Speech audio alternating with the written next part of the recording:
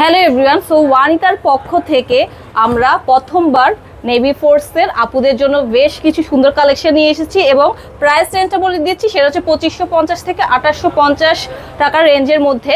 তো এবার যাই কালেকশানে কিন্তু হিউজ স্টক নিয়ে এসেছি আমরা।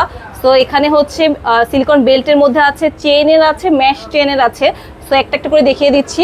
তো ফার্স্টে আমি সিলিকন বেল্টের যে কালেকশনটা দেখাচ্ছি, এটা হচ্ছে যারা স্মার্ট ওয়াচ লাভার আছেন তারা এই মডেলটা দেখতে পারেন, খুবই সুন্দর একটা লুক দেয়, 3টা কালার অ্যাভেলেবেল আছে।